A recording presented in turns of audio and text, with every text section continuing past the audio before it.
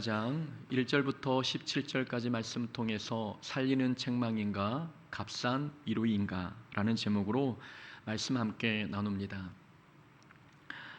몸의 상처를 치료할 때에 염증과 이물질을 긁어내지 않고 서둘러 피부만 봉합하는 사람은 없습니다. 만약 상처 속에 있는 고름이나 염증을 남겨둔 채 피부만 꿰맨다면 작은 상처가 생명을 위협하는 큰 질병으로 번지게 됩니다. 그래서 당장은 아프더라도 소독약을 붓고 고름이나 염증을 긁어내는 것이 나중을 위해서도 꼭 필요합니다. 영적인 문제도 마찬가지입니다. 영적으로 건강하려면 은밀한 곳에 감춰져 있는 죄를 정면으로 마주해야 합니다. 만약 회개하지 않고 좋은 게 좋은 거지, 시간이 지나면 잊히겠지 하고 넘어가 버리면 작은 죄가 더 큰 죄로 발전하게 됩니다. 자신의 죄를 마주하는 것이 고통스럽고 힘겨워도 그 죄를 끄집어내어 철저히 회개하는 것이 영적 건강을 위해서도 중요합니다. 오늘 본문이 바로 그런 주제를 다루고 있습니다. 회개 없는 봉합이 얼마나 위험한지, 그리고 회개 없는 봉합이 왜 만들어지는지 오늘 본문이 그 내용을 가르쳐주고 있습니다. 줄거리를 먼저 살펴보겠습니다. 압살롬이 이복형 암논을 죽이고 도망간 지 3년이 지났습니다. 암논이 압살롬의 누이 다말을 범한 후 그 다말을 냉대하게 되자 압살롬은 2년 동안 복수를 계획했고 결국 그 복수를 실행했습니다. 그리고 그술 지역으로 도망가 3년을 살게 되었지요. 다윗은 비록 압살롬이 암논을 죽였음에도 불구하고 그 아들 압살롬을 그리워하고 있었습니다. 그러나 살인자인 아들을 다시 궁궐로 부르기에는 아무리 왕이어도 눈치가 보이는 일이었습니다. 율법에는 형제를 죽인 자는 반드시 죽여야 한다는 조항이 있었습니다. 그런 율법 때문에라도 다윗은 압살롬을 그리워하면서도 곁에 둘 수가 없었습니다. 이때 군사령관 요압이 다윗의 마음을 파악하고 압살롬을 다시 궁궐로 데려오기 위한 계략을 꾸몄습니다. 요압은 드고아라는 곳에서 지혜로운 여인 한 명을 데리고 왔습니다. 그리고 다윗 앞에서 가짜 사연을 연기하게 했습니다. 제 두 아들이 밭에서 싸우다가 형이 동생을 죽였는데 친족들이 남은 아들마저 죽이려 합니다. 저는 과부라 이 큰아들마저 죽게 된다면 대가 끊깁니다 라고 눈물로 호소하게 했습니다. 다윗은 긍휼히 여기는 마음으로 여인에게 약속합니다. 동생을 죽인 큰아들을 아무도 건드리지 못하게 하겠다라고 하나님의 이름으로 약속합니다. 이때 여인은 준비했던 진짜 말을 꺼냅니다.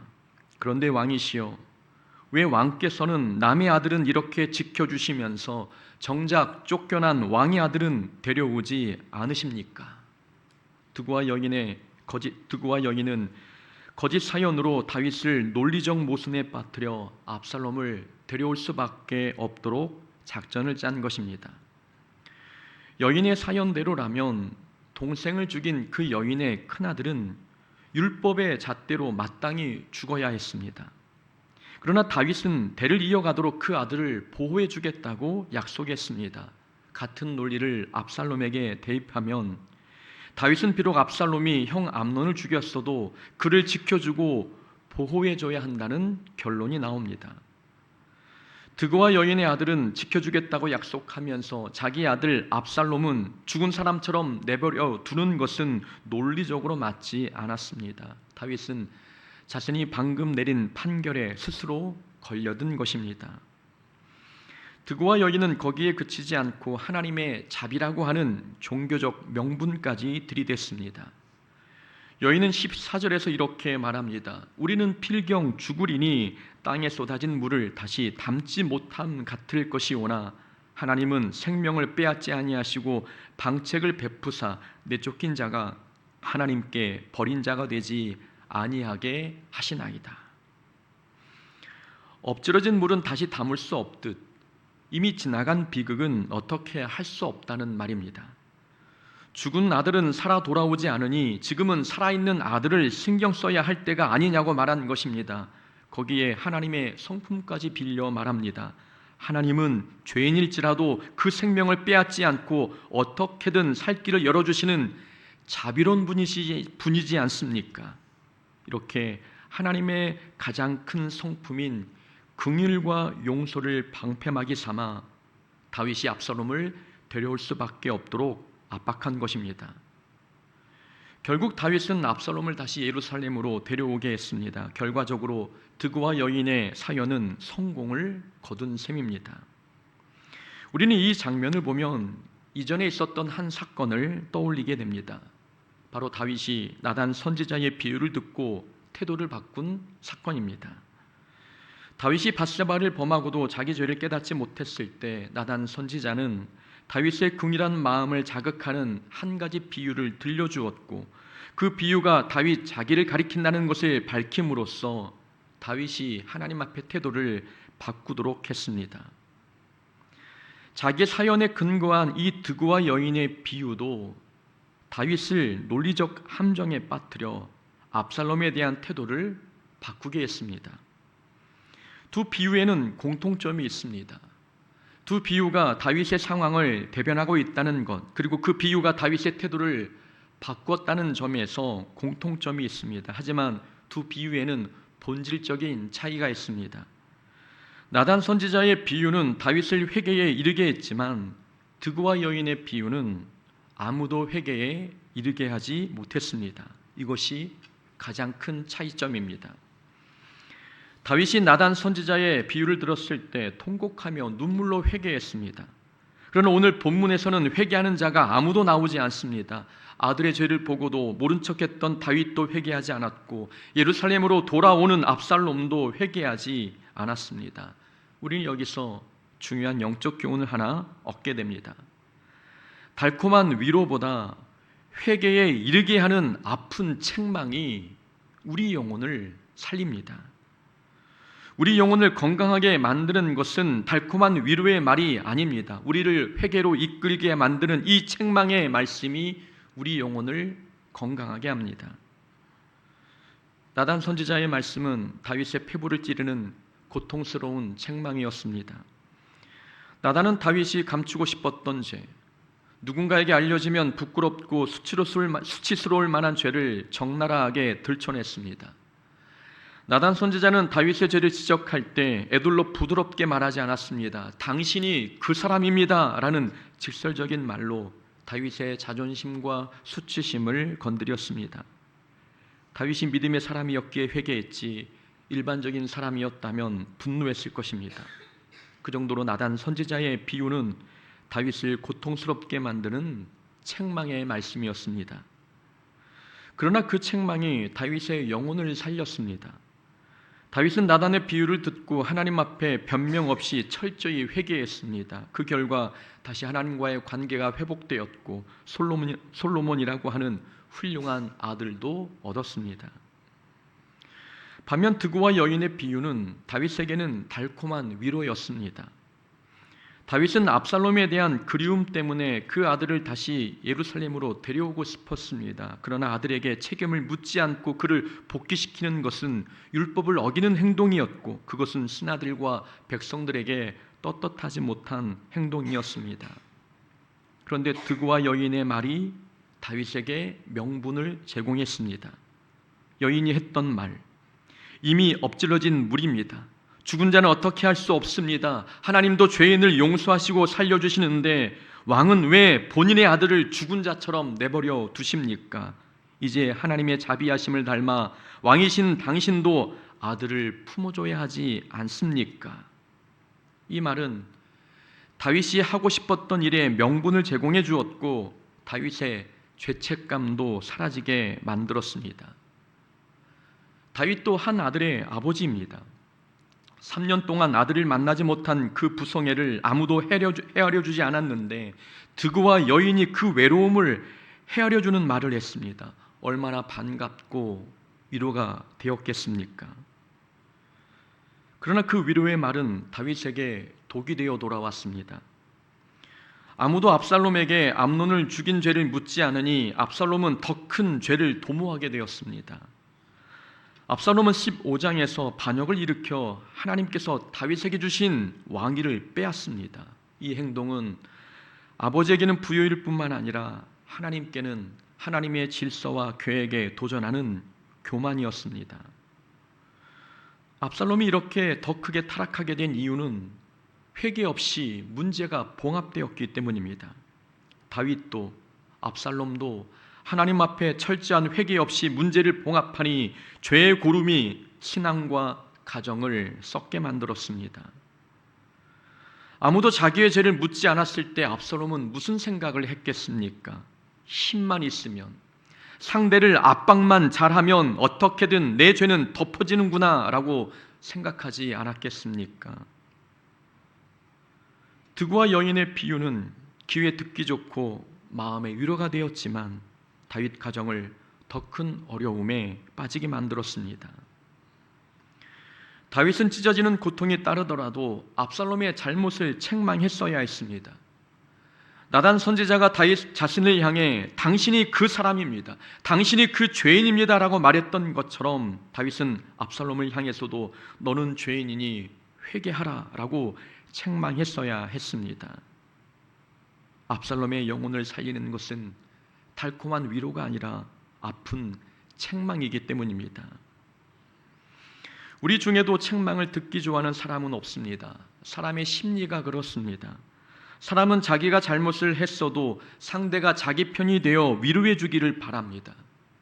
강단에서 책망의 말씀이 선포될 때 그 말씀이 하나님의 말씀임에도 불구하고 듣기 싫어하는 것은 사람의 보편적인 심리입니다. 그러나 우리가 살려면 책망의 말씀도 들어야 합니다.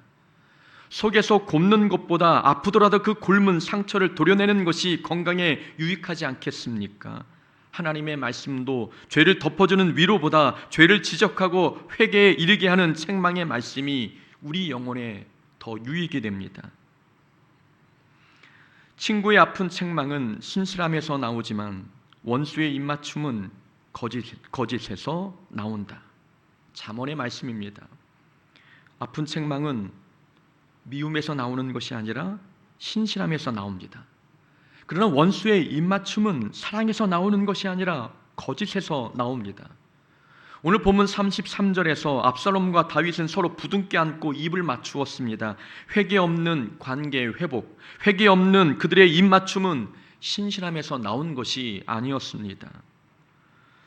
무릇 징계가 당시에는 즐거워 보이지 않고 슬퍼 보이나 후에 그로 말미암아 연단받은 자들은 의와 평강의 열매를 맺느니라. 히브리서의 말씀입니다. 책망은 그 순간은 고통스럽지만 나중에는 평강의 열매를 맺게 한다는 말씀입니다. 책망이 우리에게 성령의 열매를 맺게 하는 진리의 말씀이 될 수 있다는 히브리서의 고백입니다. 우리가 본문에서 무엇보다 기억해야 할 것은 나단 선지자의 비유는 하나님에게서 나온 말씀이었다는 사실입니다. 하나님께서 나단 선지자의 입에 전할 말씀을 주셨습니다. 하지만 드구와 여인은 요압에게서 할 말을 전해받았습니다. 말의 출처가 달랐습니다. 나단 선지자의 비유는 하나님에게서 나온 말씀이었고 드구와 여인의 말은 비록 마음을 위로해 주는 말이었지만 사람에게서 나온 말이었습니다. 사람에게서 나온 말은 말씀이 아니라 자기가 원하는 것을 얻기 위해 기획된 책략일 수 있습니다. 그러니 우리는 책망의 말씀이 들릴 때에 그것을 사람의 말로 듣지 말고 하나님의 말씀으로 들어야 합니다. 책망의 말씀을 들을 때에 기분 나빠 마음의 방어벽을 치면 우리 영혼은 우리도 모르는 사이에 더 큰 병에 걸립니다. 그리고 우리는 우리에게 책망의 말을 해준 사람에게 감사할 수 있어야 합니다. 다윗에게 나단이 있었던 것은 다윗에게는 하나님의 은혜였습니다. 우리에게도 우리의 잘못된 부분을 아프도록 지적해주는 사람이 있다는 것은 우리에게 복이고 은혜입니다. 우리 곁에는 나단 선지자 같은 사람이 있습니까? 아니면 드구와 여인 같은 사람이 있습니까? 또한 우리는 옆 사람에게 나단 선지자 같은 사람이 되어주고 있습니까? 아니면 드구와 여인 같은 사람이 되어주고 있습니까? 하나님께서 사람의 입술을 통해 우리를 책망하실 때 우리는 하나님께서 내 영혼을 수술해 주시는구나라고 생각하며 책망의 말씀도 달게 받아야 합니다. 우리 영혼을 살리는 말씀은 달콤한 위로가 아니라 회개에 이르게 하는 책망입니다. 14절을 다시 보겠습니다. 드고와 여인은 다윗을 설득하는 과정에서 이렇게 말합니다. 우리는 필경 죽으리니 땅에 쏟아진 물을 다시 담지 못함 같을 것이오나 하나님은 생명을 빼앗지 아니하시고 방책을 베푸사 내쫓긴 자가 하나님께 버린 자가 되지 아니하게 하시나이다. 앞에서 설명한 대로 이 구절의 뜻은 이렇습니다. 이미 죽은 암논은 무슨 짓을 해도 되살아나지 않습니다. 그러니 과거의 일은 잊고 살아있는 아들 압살롬을 데려와야 하지 않겠습니까? 하나님도 죄인을 품어주시는데 다윗 왕께서 굳이 살아있는 아들을 내치실 이유가 무엇이 있습니까? 하나님의 자비로 용서하시고 그를 데려오십시오. 이 말은 겉보기에는 하나님의 긍휼과 자비를 말하는 아름다운 복음처럼 들립니다. 그러나 여기에는 복음의 가장 핵심인 회개가 빠져 있습니다. 하나님은 죄인일지라도 그 생명을 빼앗지 않고 살려주십니다. 드고와 여인의 이 말은 틀린 말이 아니었습니다. 하지만 하나님의 용서에는 회개가 전제됩니다. 회개라는 다리를 건너지 않고 죄에서 곧바로 은혜로 점프하는 것은 있을 수 없는 일입니다. 곧 드고와 여인이 말하는 하나님의 은혜는 회개만 살짝 도려낸 값싼 은혜였고 가짜 복음이었습니다. 요압과 드고와 여인은 자신들이 원하는 목적을 얻어내기 위해 하나님의 은혜, 하나님의 자비를 악용했던 것입니다. 하나님의 말씀과 성품을 자기 목적을 이루는 수단으로 악용하지 말아야 함을 교훈 삼습니다. 요압이 하나님의 자비를 거론한 것은 신앙에서 나온 말이 아니었습니다. 그는 그 말을 하면 다윗이 거절하지 못할 것을 알았기에 왕을 압박하려는 목적으로 하나님의 성품을 언급했습니다. 자기 이익을 위해 하나님의 자비하심, 하나님의 말씀을 수단 삼은 것입니다. 성경 구절을 인용했다고 해서 모두 진리인 것은 아닙니다. 사탄도 자기 목적을 달성하기 위해서라면 하나님의 말씀을 인용합니다. 광야에서 예수님을 시험할 때 사탄은 시편의 말씀을 인용했습니다. 내가 만일 하나님의 아들이여든 뛰어내리라. 기록되었으되 그가 너를 위하여 그의 사자들을 명하시리니 그들이 손으로 너를 받들어 발이 돌에 부딪히지 않게 하리로다. 사탄도 성경을 줄줄 외울 정도로 하나님의 말씀에 능통합니다. 그러나 사탄이 말씀을 인용하는 목적은 하나님을 영화롭게 하려는 목적이 아니라 자기 목적을 이루기 위함입니다. 광야에서는 예수님을 넘어뜨리기 위해, 그리고 지금은 믿는 우리를 시험 들게 하기 위해 사탄은 광명한 천사로 위장해 하나님의 말씀을 인용합니다. 요압과 드고와 여인도 마찬가지였습니다. 그들은 다윗 왕국의 미래나 하나님의 공의에는 관심이 없었습니다. 요압은 암논이 죽었으니 차기 권력자는 압살롬이 될 것이라 판단했고 압살롬의 환심을 사고 자신의 정치적 입지를 굳히기 위해 하나님의 자비와 긍휼을 끌어들인 것입니다. 요압의 말은 거룩한 종교적 언어로 포장되었지만 그 속내는 철저히 탐욕과 계산뿐이었습니다.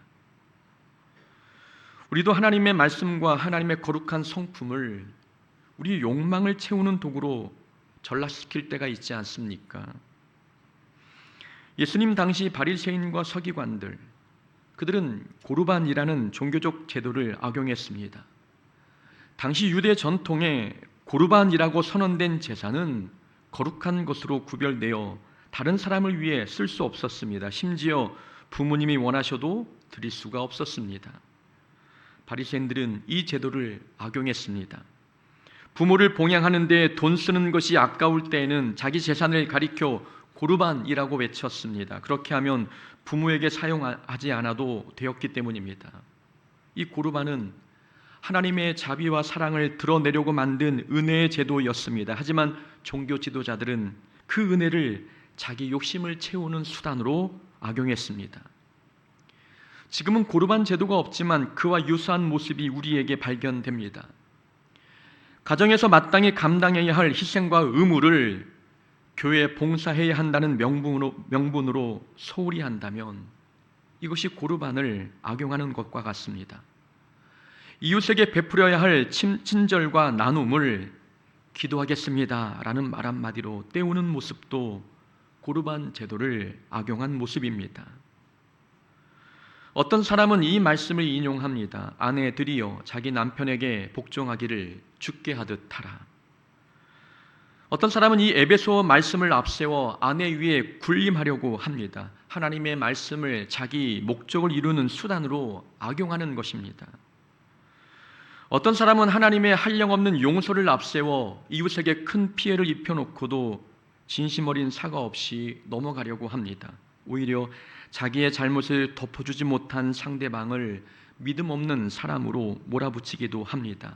이 또한 하나님의 용서의 성품을 자기 목적을 위한 수단으로 악용한 것입니다. 우리가 입술로는 하나님의 말씀을 인용하면서 속으로는 자기 이익의 계산이 깔려 있다면 우리는 요압처럼 하나님의 말씀을 개인의 욕심을 위해 악용하고 있는 것입니다. 하나님의 말씀과 하나님의 거룩한 성품은 내 욕심을 정당화하기 위한 수단이 아닙니다.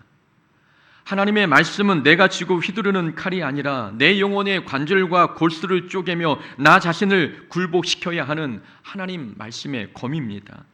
말씀을 자기 목적을 위한 수단이 아니라 자기 변화를 위한 양식으로 삼아야 한다는 말씀입니다. 요압이 하나님을 진심으로 경외하는 자였다면 요압은 다윗이 올바른 결정을 내릴 수 있도록 도왔을 것입니다.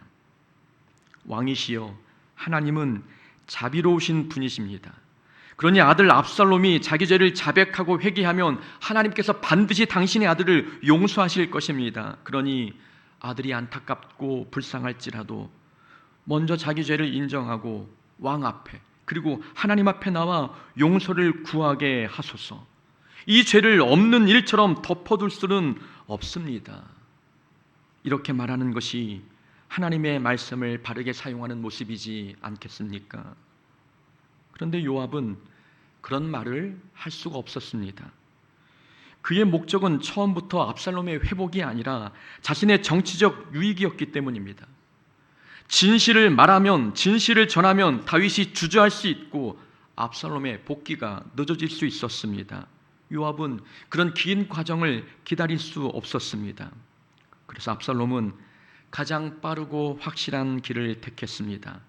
하나님의 은혜를 빌미로 회개라는 번거로운 과정을 생략하고 다윗의 마음을 움직여 곧바로 압살롬을 데려올 수 있는 방법을 택한 것입니다. 우리 신앙생활의 목적이 자기 성공, 자기 이익이 된다면 우리도 요압처럼 하나님의 말씀을 자기 유익을 위한 수단으로 삼게 됩니다. 그러나 신앙생활의 목적이 하나님과의 동행이 된다면 하나님의 말씀을 자기에게 정직하게 적용하게 됩니다. 하나님의 말씀은 우리가 원하는 결과를 얻기 위해 편리하게 꺼내는 그런 카드가 아닙니다. 하나님의 말씀은 우리 영혼의 생과 사를 가르는 생명의 말씀인 것입니다. 상처 속에 남겨진 고름을 짜내지 않고 꿰매버린 그 봉합은 결국 온몸을 썩게 만듭니다. 그것처럼 회개 없는 화해, 공의 없는 타협은 평화가 아니라 영적 시한폭탄을 가슴에 품고 사는 것입니다. 그러니 우리는 귀를 즐겁게 하는 달콤한 위로를 쫓지 말고 우리를 참된 회개로 이끄는 책망의 말씀에 귀를 기울여야 합니다.